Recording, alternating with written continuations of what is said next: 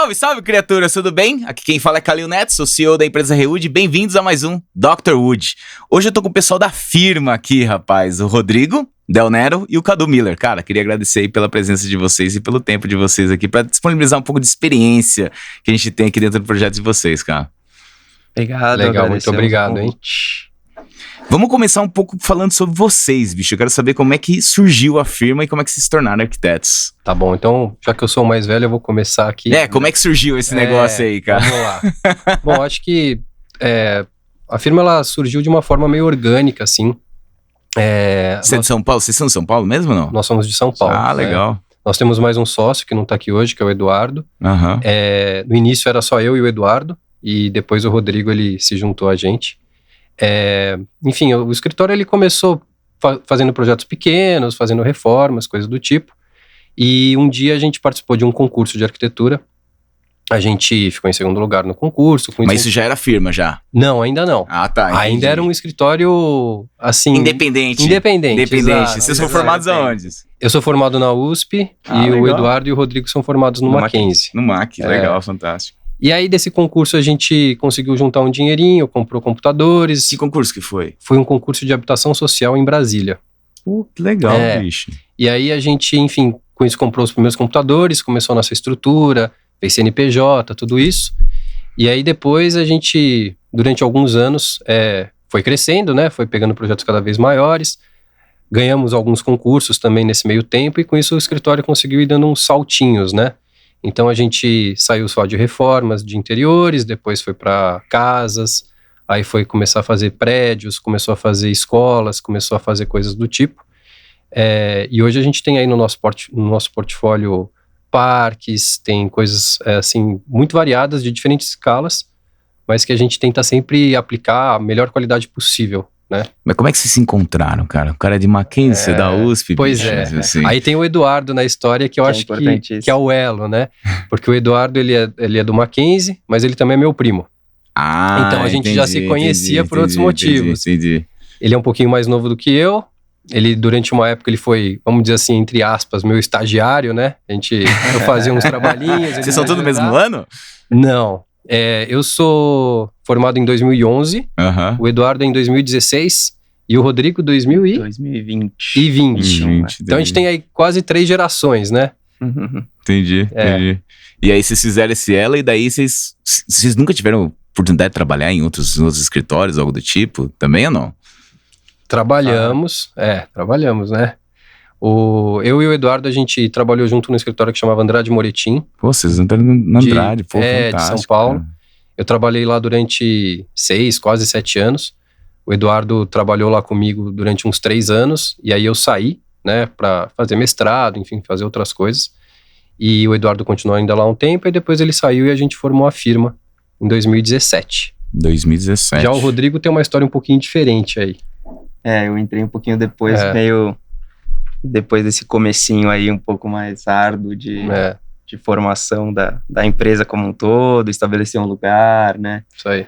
Comprar os computadores e começando um pouco de tudo. Eu entrei, acho que a firma tinha uns 3, 4 anos, se eu não me engano, e hoje tem 8, né? Isso aí. Então eu tô lá faz uns 4 anos mais ou menos. E aí é isso, foi também... Eu trabalhei em outros escritórios antes, mas sempre como estagiário. E eu tava no finalzinho da faculdade quando eu entrei lá. E fiz um aninho ainda junto com aqueles trabalhos de graduação, da faculdade, etc. Fui ficando.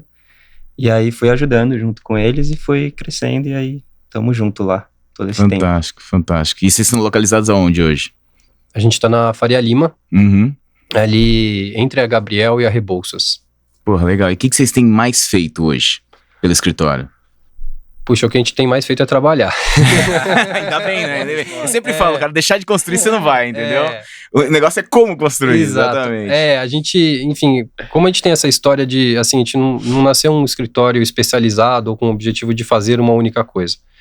Nosso objetivo maior é fazer arquitetura de boa qualidade, né? Então, ainda hoje a gente faz interiores, né? A gente faz algumas casas, e tem feito esses projetos maiores, que aí tem, vamos dizer assim, desde edificações, então, edificações de uso misto, escolas, alguns parques, né, e e a gente vai tentando equilibrar tudo isso dentro do escritório. E eu acho que assim, até por a gente ter essa característica de pegar várias escalas de projeto, a gente acaba retroalimentando um pouco os projetos, porque no fundo é tudo uma questão de escala, né? Você, assim, o que a gente precisa é fazer um espaço habitável, fazer um espaço que seja convidativo, um espaço que permita que as pessoas interajam. Tanto faz se vai ser uma casa, se vai ser uma escola, ou se vai ser um parque, né, que é muito maior. E essas questões meio que permeiam todos os projetos. E a gente tenta pegar um pouquinho de cada, vamos dizer assim, de cada descoberta que a gente faz, às vezes, numa casa e levar isso para um outro projeto e vice-versa. Mas quando você fala em várias escalas, entendo eu pelo menos, a forma de como você atende e concepciona é uma coisa completamente diferente de uma coisa para outra, né? Vindo no cara da USP, no Mackenzie, eu tenho entendido isso cada vez mais, que eu tenho dado bastante aula em escritórios, em faculdades de arquitetura, e cara, cada um tem um perfil. É impressionante, cara, o cara do Mackenzie pensa do jeito, o cara da USP pensa do outro, o cara da Belas Artes pensa de outro. Então, tipo assim, é muito legal ver, e isso, cara, foi uma coisa que eu tenho, tipo...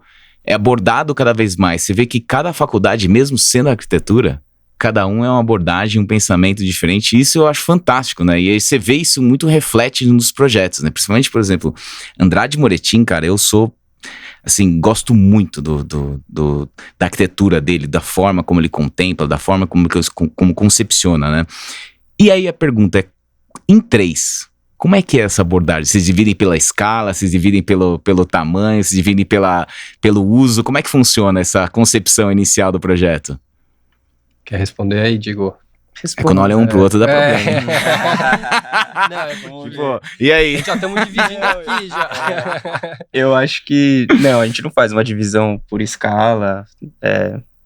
Acho que a gente acaba meio que fazendo tudo junto, né?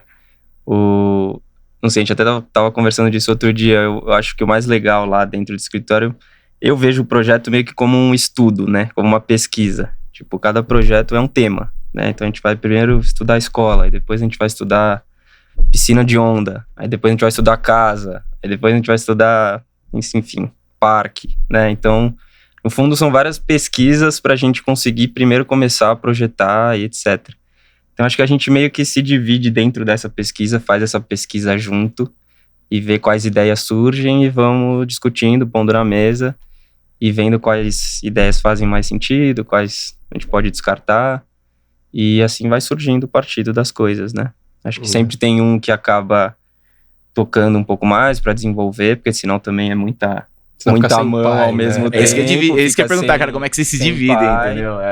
Mas acho que o pitaco sempre vem, né, de todos, mas tem um que meio que pega pra si e pega a responsabilidade do projeto pra também conseguir dar andamento e levar pra frente, assim. Exato. Então é um pouco isso. A gente tenta se complementar, né? Então, assim, a gente sabe, não é só porque um é da USP, outro é do Mackenzie ou da Belas Artes, tanto faz. Acho que cada pessoa em si já é um pouquinho diferente da outra. Sim. E a gente tenta se complementar. A gente sabe que alguns têm uma experiência diferente, então pode contribuir com aquilo, outros, enfim, não conhecem tanto daquele assunto, mas conhecem de outro e assim por diante. E, vamos dizer assim, a nossa convergência é o projeto. Não é, vamos dizer assim, a opinião de A, B ou C. A gente põe no papel e começa a ponderar quais são as ideias fortes que apareceram, quais são aquelas que valem a pena ser levadas à frente naquele projeto específico, quais que eventualmente a gente vai guardar para um outro projeto, né? E vamos tocando dessa forma, né? Mas eu entendo também que existe muito ponto de referência, né? Referência onde você leva em consideração dentro daquilo que você já viveu, né? Dentro das referências que você leva em consideração para desenhar os projetos da firma, que você me traz para que as pessoas, na verdade, se interessem mais aí pelos projetos de arquitetura? Quais são as referências que vocês utilizam? Puxa, tem bastante coisa. Às vezes a referência é vamos dizer assim, eu acho que é o mais comum, a gente tem uma referência que é uma outra obra, né? A gente tem, assim, alguma coisa que a gente viu, que a gente gostou e que a gente tenta ressignificar ela e trazer de novo. Mas às vezes a referência é outra coisa. Por exemplo, a gente está fazendo um projeto que a gente está desenvolvendo agora no escritório, está bem no comecinho, que, vamos dizer assim, a referência que a gente está usando um pouco como ideia é uma concepção de barco de canoa, assim, vamos dizer, quase náutica.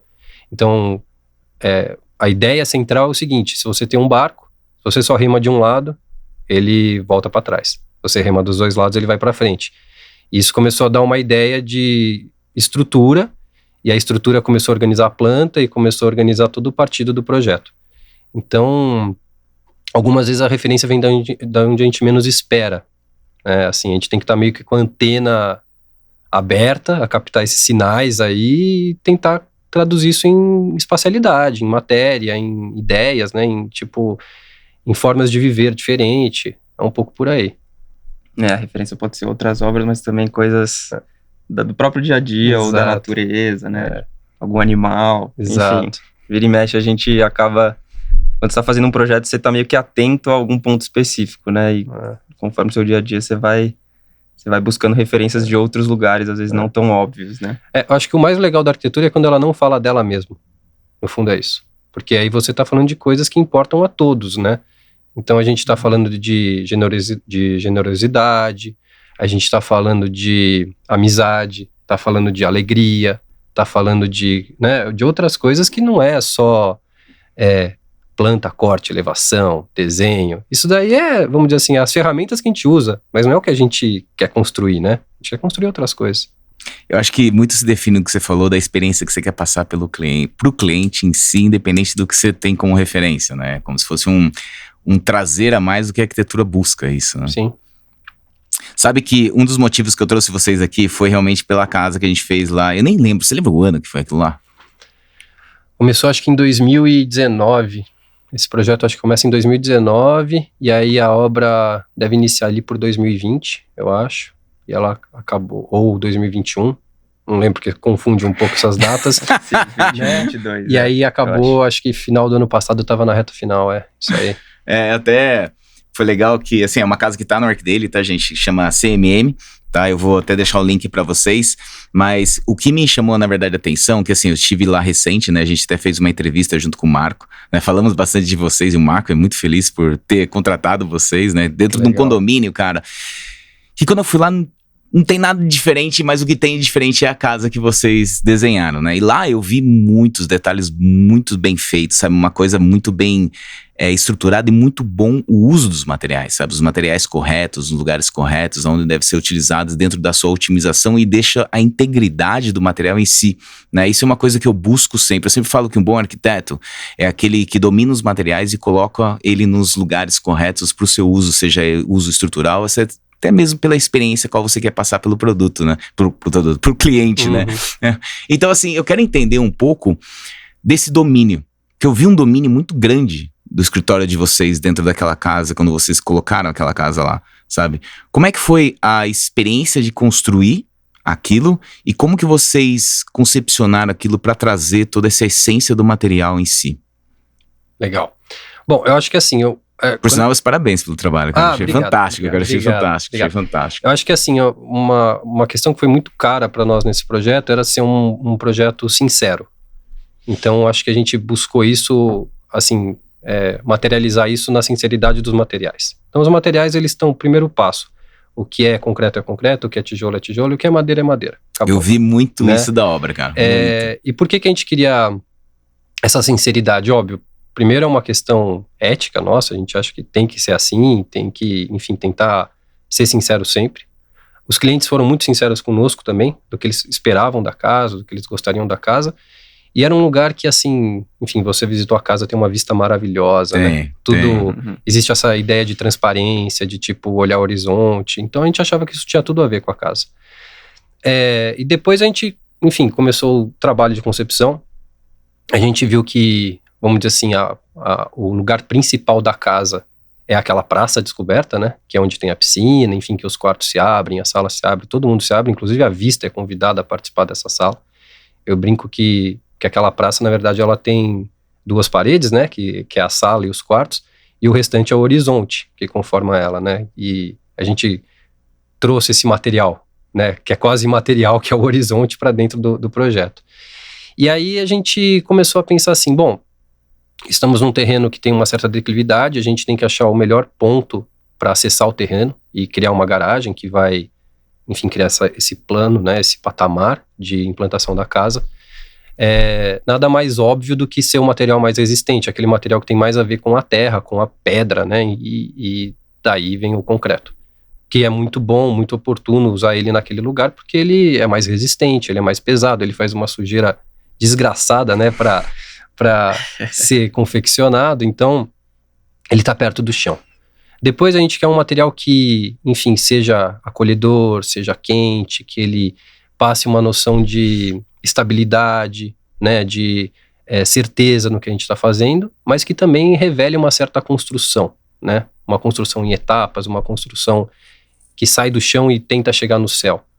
E aí a gente pensou no tijolo, né, e até, enfim, o tijolo ali a gente tem um detalhe que foi muito importante para nós, que a gente desenvolveu com a equipe de obra e que, enfim, tanto o Marco quanto a Marilise foram 10, assim, que eles bancaram isso, porque não foi fácil de fazer. Ele contou isso, cara, pra mim quando eu tava lá, falou assim, ali foi uma treta. Foi bem difícil. E assim, a paginação ficou perfeita, cara. Ficou Muito bonito, ficou muito legal. Assim, eu gosto muito da madeira, mas quando você vê o conceito e você vê que aquilo foi feito com qualidade, cara, não tem, independente do material, cara, você vê que existiu um tempo que você gastou pra que aquilo fosse da forma como você desenhou, sabe? Muito legal. Acho que aí tem que valorizar também a equipe de obra, né? Que foi um trabalho quase que artesanal, né? De junção. Não, eu imagino. De contar, de ter esse apreço também e tentar colocar o nosso desenho ali na obra, né? Na paginação. Eu lembro que um dia eu cheguei na obra e tava o colocador lá, né, colocando os tijolos e tal. Eu falei, e aí, como é que é seu nome, né? Ele falou, Romário. Eu falei, se eu tô na mão do Romário, tá tudo certo, né? O cara é craque, pô. O Romário foi craque mesmo. E aí ele, enfim, os tijolos são isso, e aí a gente chegou na cobertura, que aí a gente, enfim, poderia ter escolhido outros materiais. Concreto não fazia tanto sentido, porque era a questão ia repetir o material que estava junto da terra. A gente ia quase que entrar em contradição com o que a gente queria. Poderia ser, por exemplo, uma viga metálica? Poderia, mas se a gente está usando, vamos dizer assim, saiu do elemento mais mineral, que é o concreto. Depois a gente passou para um elemento que, vamos dizer, está virando barro. Ele está já trazendo essa ideia de naturalidade, de questão orgânica. Por que a gente vai voltar para o ferro, né? Que é um material fantástico, óbvio, mas é outra família de materiais. E aí a madeira foi quase que uma decisão lógica, natural, assim, e que tem tudo a ver, porque ela é mais leve do que os demais materiais, ela passa essa impressão de querer voar, né? O telhado lá é quase que uma asa que pousou em cima da casa. E aí vieram os detalhes de fazer a soltura entre o tijolo e o telhado, aquelas janelas superiores, né? Por onde entra uma luz. Enfim, foi um pouco por aí que a gente concebeu, né? Sim, eu acho que é bem isso. A gente vê, até na obra foi bem claro essa diferença de tempos também, né? Exato. A casa começou mais lenta com o uso do concreto, até porque é um concreto aparente, exigia uma dificuldade um pouco maior ali, uma atenção, enfim, um planejamento um pouco maior, então demorou um pouco mais para ela ir se moldando, pra fazer essa base um pouco mais pesada, que depois recebeu uma coisa mais leve, que também foi mais rápida, né? Que entrou a madeira aí, enfim, com a parte de industrialização, que é um pouco um dos benefícios, né, também. E então foi bem claro, assim, essa distinção também dos materiais com a relação de obra mesmo, de tempo de obra, etc. E eu acho que é isso, né? Enfim, a madeira, acho que você já falou isso, mas os materiais, de certa forma, eles impactam meio que inconscientemente as pessoas, né? Acho que é isso que o Cadu tava falando. E a madeira, apesar dela passar por uma laminação e cola e etc., todo um processo de industrialização, ela remete a uma coisa um pouco mais natural, vem de um outro lugar da nossa cabeça, né? E acho que ela casou super bem com a casa, no sentido da gente fazer todo um partido que se volta para a vista, que é a natureza, né? Que são as montanhas, etc. Então, eu acho que ela conversa muito bem com o contexto como um todo da casa, sabe? Uma casa que eles vão morar, mas também tem um quê de casa de campo, que se volta para dentro, tem um pouco... Tem as cores da região, né? Exato. As cores do local. Exatamente. Assim. Sabe, então, vocês contando a história, cara, vem flash na minha cabeça, exatamente o que vocês estão falando, tipo assim, o concreto aparente ficou bem legal, e depois você vê o tijolinho que foi muito bem feito, e a madeira, simplesmente, é o que você falou, ela completa os 3 materiais, que daí o legal da casa foi ver essa divergência e essa conversa entre os 3 materiais. E uma coisa que eu vi, cara, que assim, um dos pontos acho que, principais daquela casa são os detalhes de conversa ou de conexão entre os materiais. Isso foi muito bem feito, sabe? Entre o tijolo e o caixilho, entre o tijolo e a madeira, entre o próprio tijolo e o concreto. Como é que vocês propuseram isso? Porque você entende que isso é um dos pontos principais e cruciais para que você possa, na verdade, ligar os materiais de forma que eles conversam entre si, seja mesmo pelo até comportamento estrutural entre os 2 materiais, mas também pela sua essência em si, sabe? O pessoal brinca, né? Deus tá nos detalhes, né? Sim, eu não sei sim. se tá nos detalhes, mas eles são importantes. Eu já tentei achar eles lá. Se fosse tão fácil de achar, eu ficava olhando só detalhe, tava... Mas assim, eu acho que a gente acredita que o detalhamento de uma obra de arquitetura, ela é um pouco como uma pontuação de texto. Então você tem um texto, e se você mudar a pontuação, você reforça algumas coisas, você exalta outras, enfim, a gente entende dessa maneira. A gente tem que usar os detalhes para tornar aquilo que a gente quer dizer mais claro. Você dá o tom né? um pouco do texto. Exato. Isso é muito bonito. Então a gente tenta colocar o detalhe, às vezes como se fosse uma exclamação, às vezes como se fosse uma vírgula, às vezes como se fosse 2 pontos, enfim, né? E aí pra gente ali tinha uma certa... Como a gente tinha 3 materiais muito claros, né? Sobrepostos, pra gente era quase como se fossem, 3 parágrafos. Um parágrafo concreto, um parágrafo tijolo, um parágrafo madeira. E a gente tinha que trabalhar essas transições, né? Então, os detalhes que a gente adotou, vamos dizer assim, internamente ao parágrafo do concreto, eles são detalhes de concreto, né? São detalhes que a gente, enfim, na época que a gente foi desenvolvê-los, a gente, igual o Rodrigo falou, a gente pegou toda a bibliografia que a gente conhecia de concreto, quem constrói bem concreto, o que o cara fez, como é que fez para isso dar certo, viu o que nos interessava e tentou adaptar para a realidade ali da mão de obra, do que a gente conseguia fazer, das nossas características. Mesma coisa para o tijolo e depois a mesma coisa para a madeira, né? E aí a coisa foi se construindo de uma maneira meio natural e o detalhe ele é curioso porque quando a gente começa a detalhar alguma coisa, assim, um projeto de arquitetura, a gente nem sabe exatamente o detalhe que a gente quer no final, mas de repente ele se mostra. E aí a gente fala, é isso que a gente quer, né? A coisa faz sentido, ele passa a ter uma lógica interna, passa a ter toda uma coerência que a gente fala, pronto, é esse que a gente quer. Isso é bem legal, cara, porque é o que eu falo muito, sabe? Você quer utilizar os materiais, tudo bem. Você quer conversar entre eles, tudo bem. Mas a pesquisa é muito importante.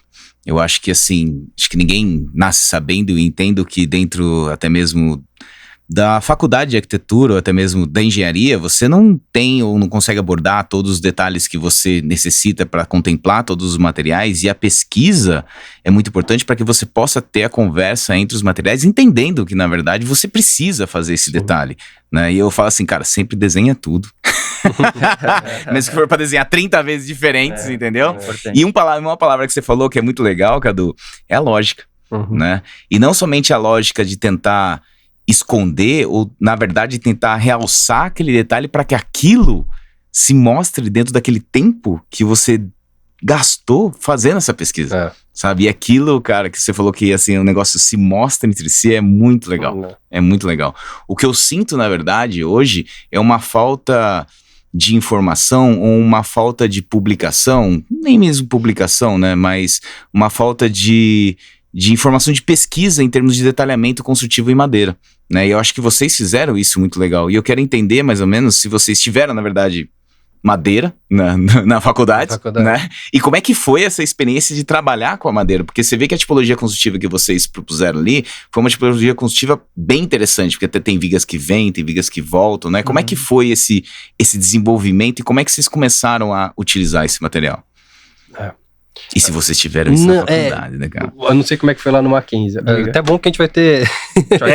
mas esse que é o legal. Esse que é legal. Quando eu tô em dois, aqui eu consigo ter até a visão dos dois, sabe? Eu, durante a faculdade de arquitetura, eu tive muito mais contato, obviamente, com concreto, né? Enfim, é um pouco a história da FAU, né?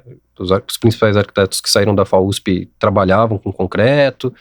Pouco não, é a história da fauna. Enfim, e tem uma cultura nacional mesmo de produção de concreto muito boa, uma engenharia de concreto muito boa, e isso é o que é o principal, né? A gente teve um pouquinho de referência em metálica, mas muito mais como quase uma curiosidade, assim, algo que pertencia às matérias, às disciplinas de estrutura, propriamente dita, né? E quando a gente ia trabalhar com o projeto, a metálica era um pouco mais secundária, por ser mais cara, enfim, essas questões, né? Que na época eram importantes. E eu tive a sorte de, dentro dos meus professores, eu ter tido aula com o Marcos Akayaba. Ah, legal. Que é, né, acho que, enfim, uma pessoa aí que produziu muito nos anos 70, 80, 90, anos 2000 também, e que ele tem uma história com a madeira muito forte. E aí dele eu fui conhecer Zanini, fui conhecer, enfim, outros arquitetos que trabalharam com madeira, e aí a gente começa a estudar, e você vai chegar na tradição indígena de construção, você vai chegar em milhares de coisas e você fala assim, nossa, a madeira sempre esteve aqui. E aí a gente começa a olhar para trás um pouco e fala assim, puxa, um pouco o que você estava falando, assim, na faculdade de arquitetura a gente não vai conhecer tudo. Porque são 5 mil anos de história, 10 mil anos de história, não sei qual é o tempo dessa história da construção, né? É impossível a gente saber tudo. E aí você vai descobrindo aos poucos. E, desse conhecimento que eu fui chegando na madeira, eu comecei a conhecer um pouco de arquitetura escandinava, que mexe bastante com madeira. Sim. Pré-fabricação de madeira, o pessoal já fazia lá na década de 20, né? 100 anos atrás, eles já estavam, enfim, fazendo coisas maravilhosas com madeira, e a gente não necessariamente, mas as coisas se cruzam em algum ponto. Então foi um pouco assim que eu cheguei na madeira. E você, Rodrigo? Legal. Eu acho que é isso. Na faculdade a gente meio que pincela um pouco as coisas, né? Pra gente ter uma noção das possibilidades que a gente tem dentro da arquitetura, né? Então, a gente não sai aprendendo nem madeira, nem concreto, nem metálica 100% como detalhamento, né? Isso que você tá falando. Detalhamento, ele vem um pouco mais na questão profissional, nas necessidades. Cada projeto tem uma necessidade, aí você se debruça, aprende, né? Então, acho que isso, a faculdade, pelo menos pra mim, ela me deu as possibilidades, né? Me deu referências para depois eu ir avançando dentro disso. Mas eu tive mais contato na faculdade com madeira um pouco pelo viés da industrialização, assim, meio que como já falando de MLC mesmo, né? Pelo menos eu tenho essa memória, assim. Mas você teve aula de MLC ou você teve... Não, acho que isso veio mais como uma aula de projeto, que foram dadas referências de projetos em madeira pra gente estudar e etc, sabe? Legal. Mais nesse sentido, mas uma aula prática exatamente sobre esse assunto, não, a gente não teve. Eu acho que, do que você, até juntando os dois, né, que você fala assim da Escandinava, que tem muito projeto em madeira, na verdade assim, pelo mesmo motivo que o Brasil teve bastante disponibilidade do concreto no seu iniciar, você teve, claro, uma grande influência do concreto, e aí você tem várias referências em concreto, e é o que a gente tinha para utilizar, e por isso que a gente tem uma abordagem muito grande na arquitetura em termos de concreto. Lá, é a mesma coisa, só que em madeira. Exato. Então a evolução se dá pelo que você tem como disponibilidade. Eu falo que todo produto, ele nasce através de uma necessidade, né? Então, por exemplo, a madeira, no século que foi mais utilizada, que foi na Primeira Guerra Mundial, que precisava a necessidade de vencer grandes vãos, os caras só tinham madeira, então vão fazer com madeira e o cara tem que evoluir em cima daquilo. Se tivesse qualquer outro tipo de material em sua disponibilidade, você vai evoluindo naquilo que você gasta, né? E daí, ele se transforma através da sua evolução, né, que daí é a evolução em termos de tecnologia, que a gente tem a madeira laminada colada, a gente tem o concreto pré-moldado, entre outras coisas, né. E de forma geral, o que eu acho é que a concepção, o que eu acho não, né, eu tenho certeza que a concepção, e principalmente quando você fala em concepção, em termos de volumetria, em termos de como se trabalha com o material, é muito importante.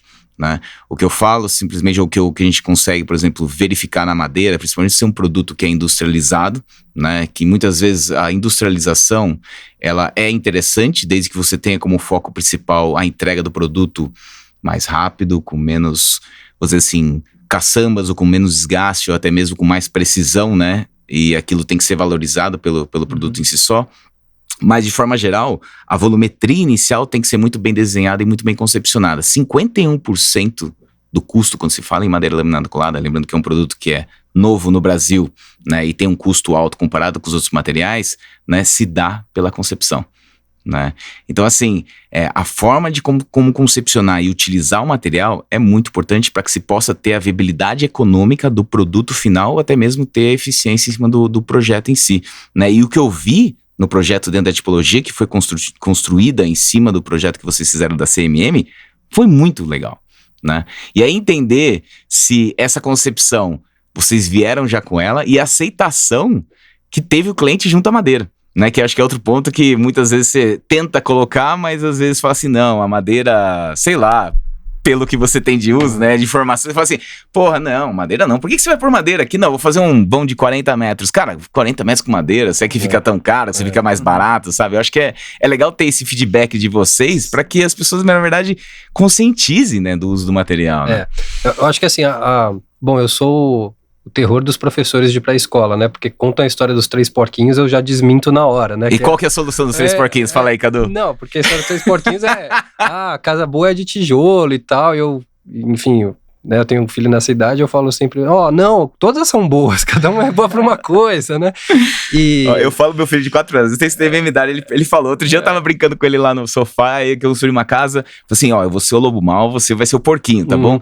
Então a minha é de tijolo. Eu falei, não, filho, você não tá entendendo. A conclusão, exatamente, é quem constrói. Eu sempre falo que nunca deixe um porco construir uma casa de madeira, porque vai cair, entendeu? Contrate um bom profissional, entendeu? Isso aí. Mas enfim, eu acho que assim, a gente, falando da CMM especificamente, a gente, quando levou a ideia da madeira, a gente explicou tudo o que podia ser, todas as vantagens e tal, e eles gostaram. Mas já queriam madeira? Ou não? Foi uma proposta de vocês? A gente levou. Legal. E aí eles gostaram e toparam, e bola pra frente, e, enfim, deu tudo certo. Mas assim, pra quem às vezes tem algumas dúvidas sobre o uso de madeira, eu sempre, enfim, falo, até tive recentemente lá, estava em Itu vendo um projeto, eu aproveitei para visitar ali o museu, esqueci o nome agora, é onde tem a exposição lá do 14 bis. Ah, sim. Sim. E assim, o 14 bis foi construído com madeira. Exatamente. Então assim, não tem por que achar que a madeira não é tecnológica ou não vai atender, depende de como você usa, depende da sua inteligência, depende da maneira de fazer aquilo fazer sentido. E a gente quase sempre convence as pessoas de ousar nesse sentido, né? De tipo, duvidar um pouco do conhecimento padrão, de que a casa é o tijolo, é aquela coisa mais usual, e que ela pode assumir novas formas, usar novos materiais, porque eles trazem consigo uma série de vantagens, né?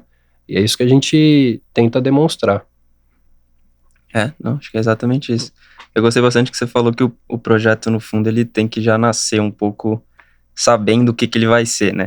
Cara, pra mim isso, eu falo isso, cara, assim, se nascer com madeira vai ser madeira, se nascer com aço e concreto nunca será uma madeira. Sim. Entendendo que o material madeira, ele é o material mais caro entre os 3 materiais, se não for bem concepcionado, não tem como você, até dá, mas vai ter que fazer um esforço muito grande para que você possa ter uma viabilidade econômica interessante. Exato. Dentro dos valores que são levantados, que muitas vezes não é somente um valor financeiro, mas às vezes é um valor arquitetônico, um valor estético, ou por N motivos diferentes, até mesmo uma intenção de atingir, seja qualquer tipo de pontuação em termos de lead ou em termos de N coisas diferentes, né? Mas quando se fala financeiramente, se você não desenhar para aquilo, e eu acredito não, isso é o ponto a qual mais importante que a gente tem para trazer as referências em madeira. Cara, você quer fazer uma casa de madeira, pega uma referência como se fosse em madeira para que você possa sobrepor, você possa entender o equilíbrio dos materiais e o uso. E para mim isso na CMM ficou muito legal, né? E como você falou assim do pós e contra dos materiais,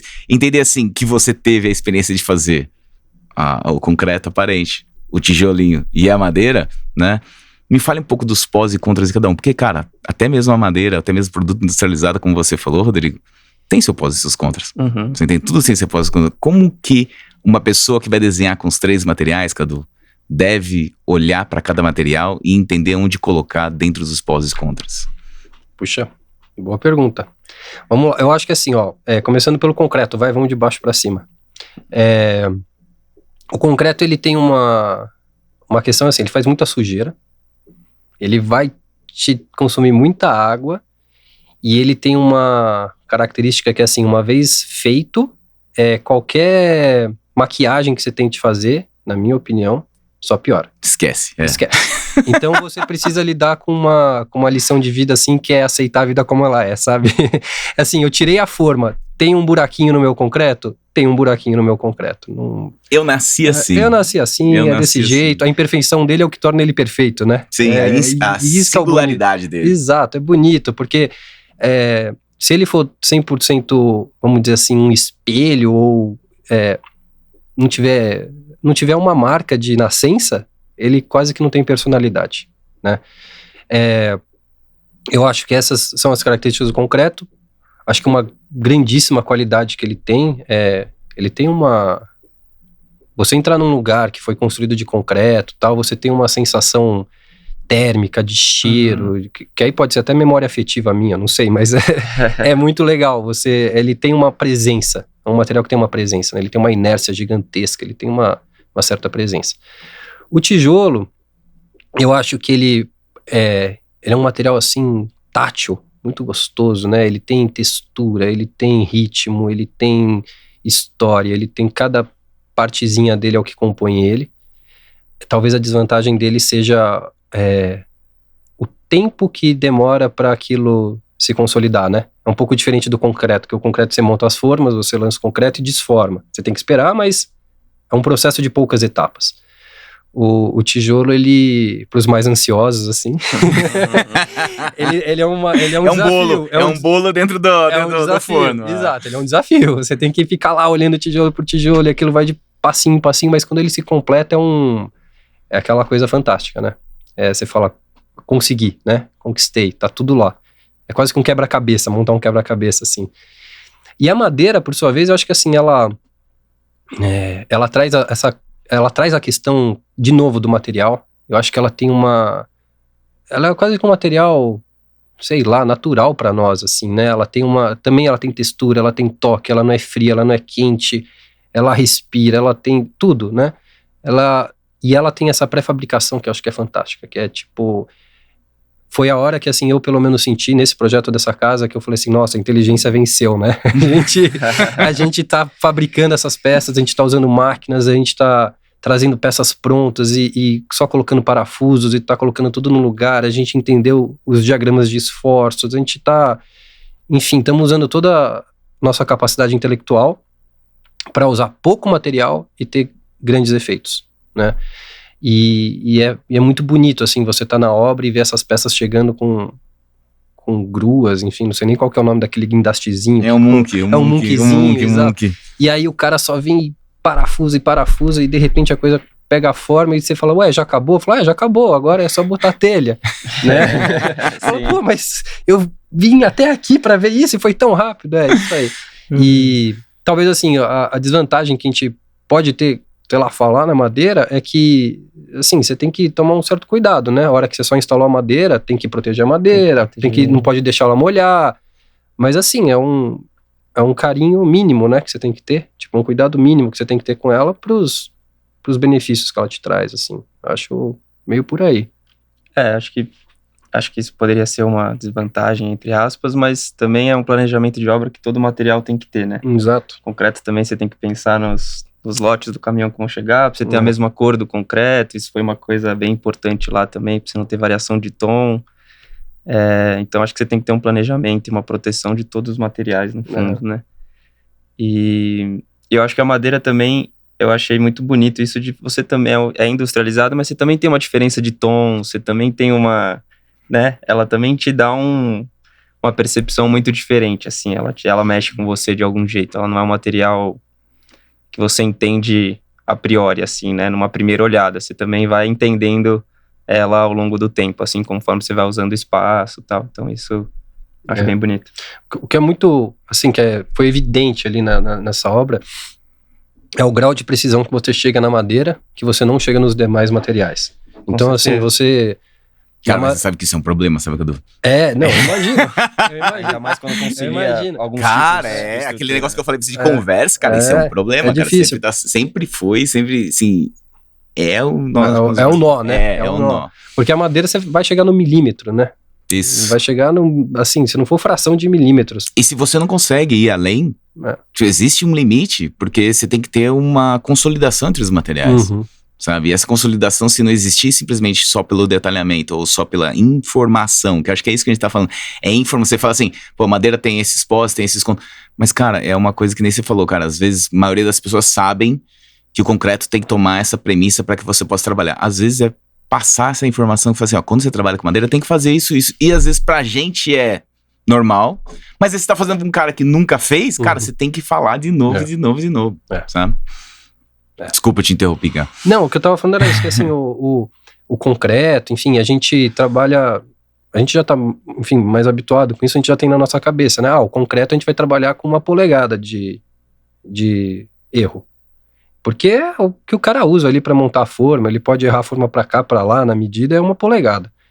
O tijolo é 1,5 centímetros, né? E a madeira é milímetro.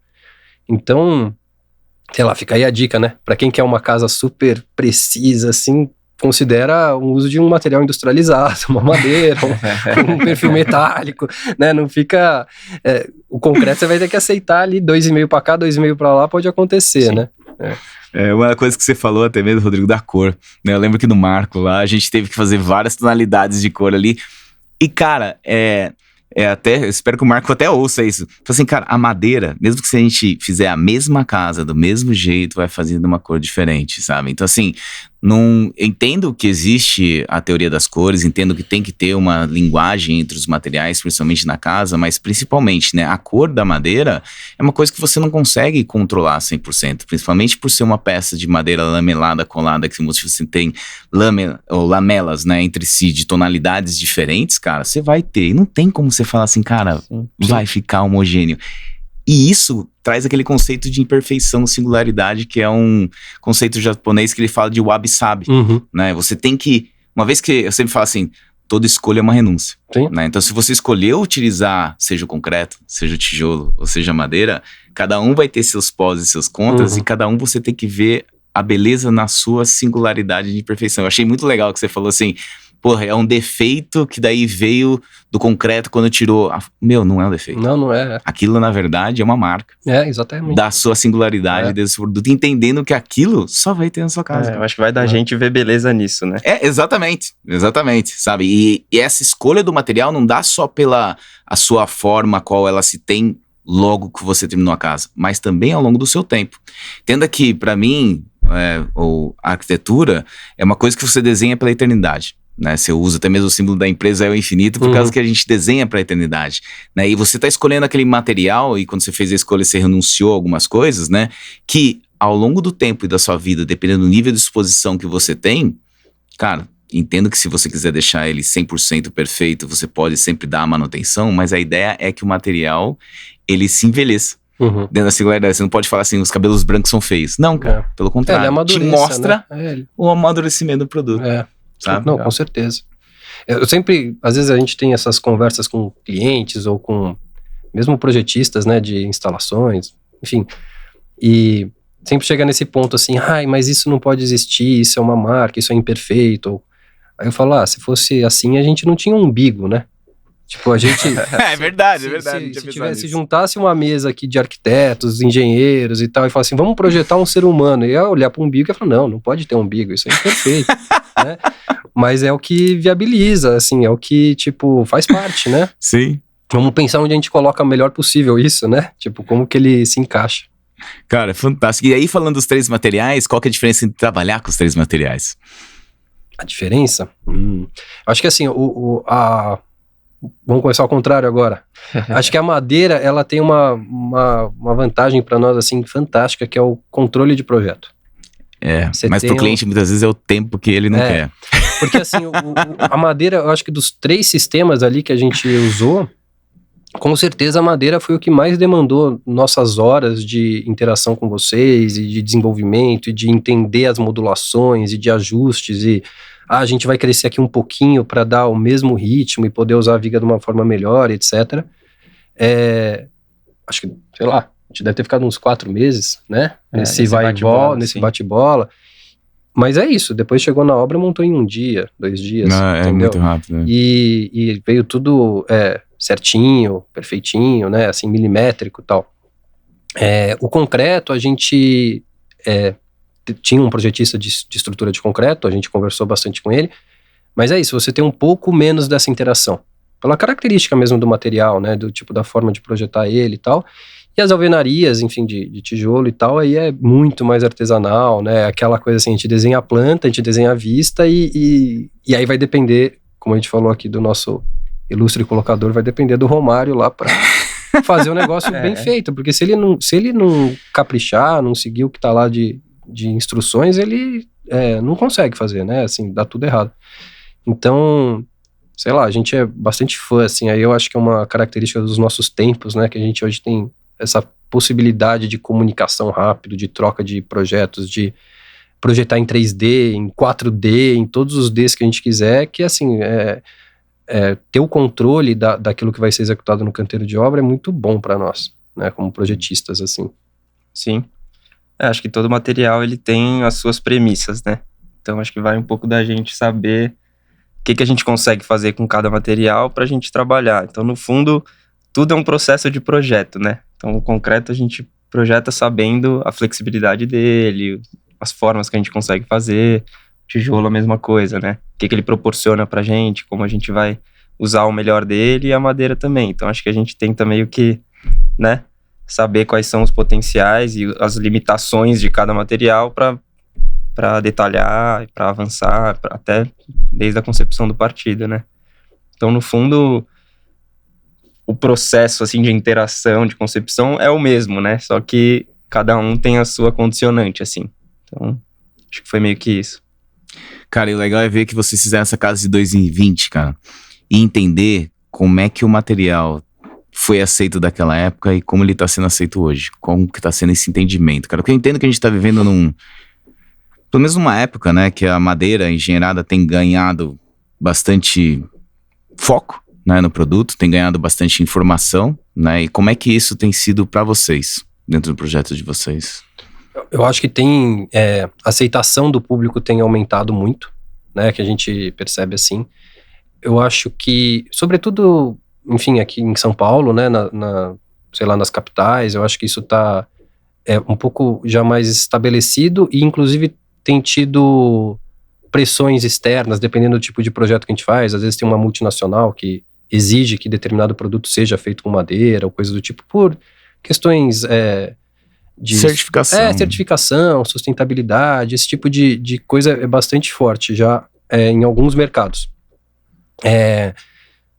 No mercado, vamos dizer assim, residencial, né, de construção de casa e tal, a gente percebe que tem sido mais aceito do que era em 2020, do que o que foi em 2016 e promete, eu acho que crescer bastante, assim, pelo menos é o que a gente tem observado, né, Diego, acho que... Sim. Difícil percentualmente ainda é muito pouco, né? Assim, é difícil ter uma bola de cristal e falar, vai acontecer dessa forma. Não, claro, com certeza. Mas eu acho que, assim, as pessoas têm ficado mais sensíveis a essas questões de ter um material de baixo impacto ambiental, de ter um material sincero, de usar, vamos dizer assim, as ferramentas adequadas para aquilo que ela quer construir, né? Então, eu quero construir uma casa que tem vão XYZ, esse tamanho, que tem que ser construída rápida, que etc. Pô, então vamos usar esse material que ele tem tudo a ver com isso, né? Então, acho que é um pouco por aí. Eu quero até mesmo quebrar um paradigma, que eu sei que vocês estão fazendo uma piscina de onda, né, e essas são cobertas, né, até que a gente comentou aqui, né, mas eu quero quebrar o paradigma, que as pessoas falam assim, não, mas o vão é muito grande, não vou fazer em madeira, já vou direto pro aço, cara. Assim, entenda que quando você já toma essa premissa, eu acho que dependendo do que a gente tem como tecnologia, principalmente agora com esse aumento da tecnologia do uso do material, eu acho que sempre vale o estudo, sabe? E não é uma questão, na verdade, de novo, não é uma questão do vão, mas é uma questão de desenho dentro da concepção, né? Tem surgido bastante oportunidade de fazer prédios em madeira, a gente tem feito bastante estudos de viabilidade, sabe? E até mesmo comento com vocês que se um dia vocês tiverem a oportunidade de fazer algo maior assim, você pode ter certeza que a gente vai estar aqui pra fazer o estudo de viabilidade, pra tentar competir. Não vou falar pra você que vai ficar mais barato.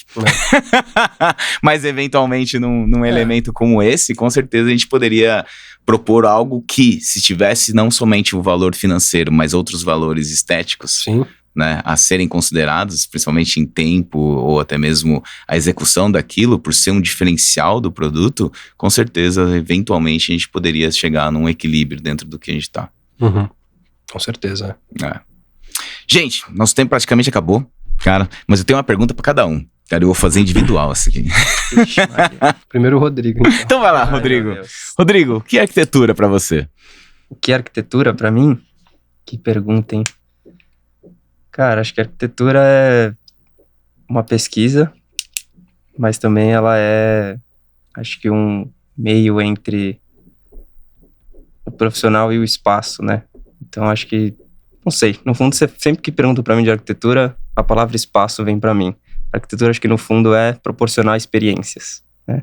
Então a gente proporciona diversos tipos de experiências, das mais qualificadas possíveis. De Fantástico. bate pronto assim, sem muita... Sabe que... preparo. Mas sabe que no começo do podcast antes era bate-ponto. Agora todo mundo sabe que eu falo essa pergunta, então daí fica meio que Boa. batido. Agora Eu já acho que vou sei. mudar esse negócio aí. E aí, Cadu Miller, Vamos lá. o que é arquitetura pra você? Bom, agora que eu já ouvi ele responder, tá mais fácil. Ainda bem. Foi você que jogou a bomba pra ele, cara? Uns segundos aqui pra pensar. É gozado. Eu até acho que eu tenho que falar isso com o meu terapeuta aí. Eu acho que eu tenho múltiplas personalidades, sabe? Cada dia Boa. pra mim é uma coisa, Que a bom. arquitetura. Eu acho que assim, é óbvio, né? Em aspectos, sendo bem realista, eu acho que a arquitetura é acima de tudo um serviço. A gente presta um serviço igual presta um médico, igual presta, enfim, um farmacêutico, qualquer outro profissional. Agora, o que talvez mude a arquitetura em relação aos outros? E aí, falando como arquiteto que vive, assim, todo dia essa questão, né? Acho que as horas mais... que eu mais me divirto fazendo arquitetura, até brinco lá com o pessoal no escritório, é quando a gente tem que achar o fantasma na sala. Aí você fala, como assim o fantasma na sala? É quando a gente tem que encontrar aquilo que ainda ninguém encontrou. Então é tipo, a gente tem um projeto para fazer, a gente tem que fazer uma casa num terreno XYZ, com tais características, com tal localização, para tal cliente. O que é isso? Isso não existe ainda, né? Ou se existe, ninguém achou. E aí a gente tem que usar nossas ferramentas, né? Então, assim, os caças-fantasmas, eles tinham lá parecia um rádio que pegava, onde tá o fantasma, tá no aquele canto, revólver, né? Era legal pra A gente não caramba. tem revólver. O que a gente tem? A gente tem pesquisa, a gente tem conhecimento técnico, a gente tem a nossa lapiseira, a gente tem, enfim, modelagens 3D, a gente tem tudo isso para tentar falar assim, pronto, achamos, né? É igual o detalhe que eu tava te falando, ele se mostra, uma hora ele se mostra, ele fala, tá aqui o projeto.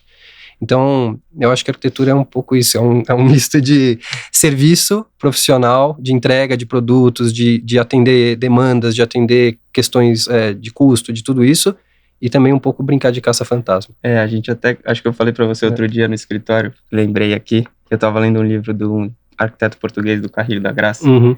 que ele fala que a arquitetura é uma oportunidade artística, né? Então, acho que é um pouco isso. Você tem várias coisas que você vai ter que prestar como um serviço, mas no fundo você pode entender também como uma oportunidade artística para várias coisas, né? Tem essa beleza por trás. Cara, fantástico. E eu acho que é por isso que eu sou apaixonado por arquitetura, sabe? É tentar chegar à forma e à função onde você tem, na verdade, uma persona definida, que seria o cliente, né? Isso aí. Gente, queria agradecer muito pelo tempo de vocês. Adorei a conversa, cara. E obrigado mesmo, cara. Obrigado a você, hein, Calil. Valeu.